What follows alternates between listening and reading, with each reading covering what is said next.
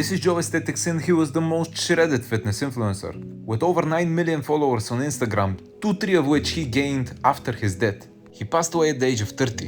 And today we're gonna be discussing the reasons for his early death. Was it genetics, steroids, his diet, the supplements, or was it something else? First of all, what made that guy famous? He looks a little bit like me here, cause I'm also a blondie. I'm still working on my chest moves though. Very few people can do what you're seeing at the moment. And to be honest, if you're able to do that with your chest, or any other muscle in that matter, there must be something wrong with your body. Maybe except if you're doing those strange moves with your sausage. But that's for another video for another platform. So what caused Jo Lindner's death?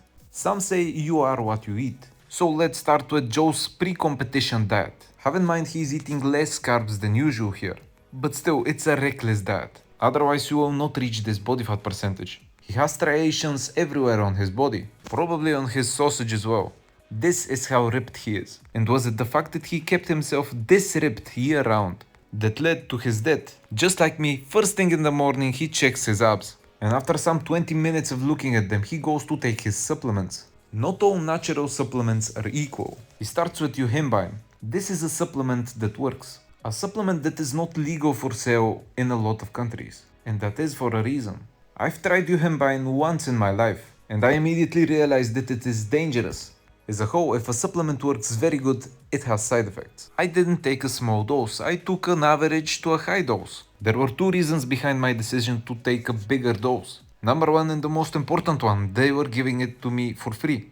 And number two, I didn't think that a natural supplement can have side effects. This one though, it made my heart beat faster. I started sweating a lot and I had cold sweats. I had a little bit of anxiety, and the last may not be a side effect. But when I took a shower and the water touched my pee, let's say I got excited. And this isn't just because nothing else touches it. Whatever, that's another topic, but bodybuilders use Yohimbine to lose body fat. He also takes L-carnitine. This can't kill you, even if you overdose it. But to be honest, it does not work. Unlike Yohimbine, it's not gonna make a difference in your physique. Even if you give your grandma a big dose of L-carnitine, you're probably not going to inherit her belongings. Don't try though, cause at the end of the day I'm not a doctor. Now let's take a look at his breakfast, and probably most of you are going to think this is either poop of a vegan or maybe chicken shit. But no, those are powdered veggies or greens, mixed with some other healthy ingredients. If you don't have constipation, I don't think you need to use this, especially if you're doing legs. You're probably gonna make a mess at the gym at the warm-up. Now he's not gonna be drinking this yet, instead he makes a coffee and goes to the gym for his 45 minutes of Stairmaster. Also have in mind he lives in Thailand. You can buy a lot of things on the Thai streets, including a girl that was a boy before you met her. In this case, sadly he's just gonna buy food. In his case, a ginger, carrot, cucumber, banana and lemon shake. Constipation food again. For his breakfast he's gonna mix that shit with the greenery we saw earlier. And some whey protein. To be honest, I will have no problem drinking this. But if you're a normal person that values his taste buds, I would probably not recommend it. And finally, some solid food, 400 grams of shrimp. The only problem is that there are no fats. And even if you don't remember anything else from this video, you must remember that if you want your sausage to be able to get double or triple in size, when or if you ever need it to, you have to have fats in your diet. And the carbs for this meal are some noodles with cabbage for volume. You're probably not gonna die if you eat this way though. His food choices are good, it's just not enough food, especially for a man that works out hard. And yes, this is the diet he uses to get extra crispy. But he's staying crispy year round already. The body is meant to have some fat on it at least most of the time. It uses fats for energy, hormone production, a lot of things in general. It's no secret he uses gear. And before he used a lot more gear than he uses now. And those special banned supplements do have a big impact on your health markers. Throughout his career he used a lot of steroids. But do you wanna know who else used a lot of steroids throughout his career? Mr. Olympia, and he did not die. He's still alive at 60. For sure, steroids will shorten your life. But chances are you're not gonna die at 30. Starvation though, and maintaining a body fat percentage as low as Jo Lindner's could kill you. Now let's see his lunch. Chicken, cucumbers and some soy sauce. Wow, he's dedicated. If I see a portion like this in front of me, I'm gonna think that someone's making fun of me. His dinner is gonna be exactly the same.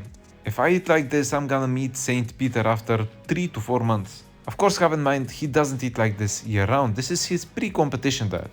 A diet that will make every striation on his ass pop, so don't follow it, especially if you're natural. We still haven't answered the main question though: why did Jo Lindner die? He lived the life of his dreams. He lived where he wanted to. He had a lot of money, a beautiful girlfriend, fame and glory. But he most probably died because of a genetic reason. So now on our screens I will pop up a doctor from Mexico that is discussing the price of your kidneys. The market has gone quite up since I sold mine, in order to buy the new iPhone. Whatever, the doctor is also explaining about something called aneurysm. I probably butchered the word, but never mind. Especially if you're using gear or you have high blood pressure. That could danger your life, especially if it happens in the brain. Because if you have a weak spot in your capillaries, a balloon like this may form. This probably cannot be diagnosed. And if you have high blood pressure and it pops, you're gonna be in big trouble, especially if it pops in the brain. Because you're gonna be meeting your ancestors. It is very rare, but be cautious. Do not use things you shouldn't be using, because they increase your risk. And yes, 99.99% of gear users will end up living to see their grandchildren. But don't take the risk. You never know whether you're gonna increase your risk of dying. Joe had an amazing life. He was an amazing personality. But sadly he's not with us anymore, so comment down below. Would you rather live to 30, but have a great physique, fame and money, or live to 90, but live an average life? Thank you for watching, and please subscribe, because a regular job doesn't buy you a Porsche.